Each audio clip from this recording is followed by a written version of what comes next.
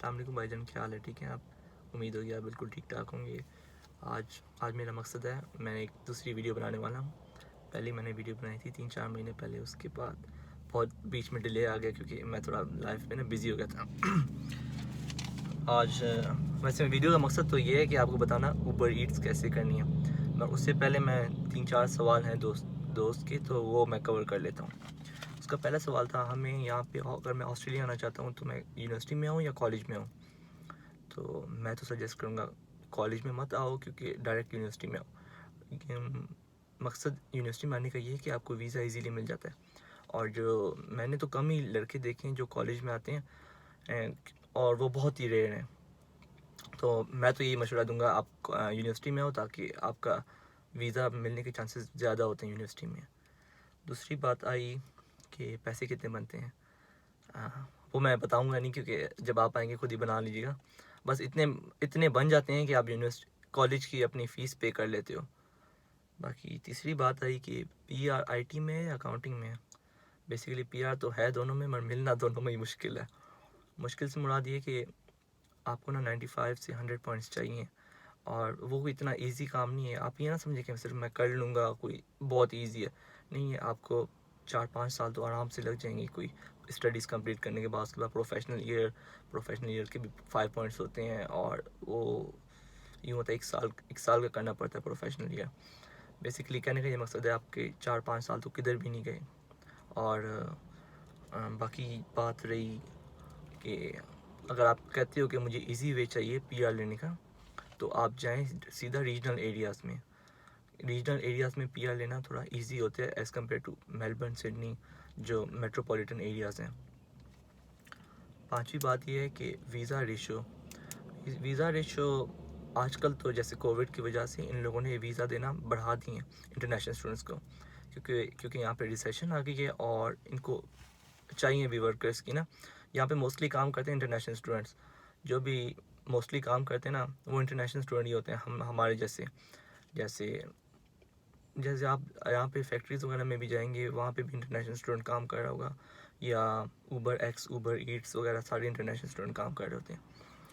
उसके बाद बात आई वेज रेट क्या है। यहाँ पे मिनिमम वेज रेट मेलबर्न में जो है वो 18 है, और मेरे ख्याल से सिडनी में 21 है। तो यही मिनिमम है। और कुछ कुछ जैसे यहाँ पे हैं सुपर मार्केट्स हैं, वूलवर्थ, कोल्स वगैरह होगी, वहाँ पे अगर आप एज अ कैजुअल एम्प्लॉय काम कर रहे हो तो रात को आपको 40+ भी मिल जाते हैं।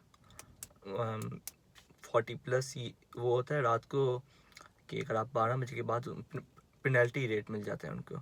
अगर आपकी $27 है तो 40+ हो जाती है आपका वेज रेट ना। उसके बाद बात आती है कि आप सिर्फ पैसा कमाने आना चाहते हैं ऑस्ट्रेलिया, या आपको पढ़ाई करनी है। और एक तीसरा ये कि आपको पढ़ाई भी करनी है, पीआर भी लेनी है, और इतना बनाना है कि आप बस यहाँ पे आपको गुजारा हो जाए।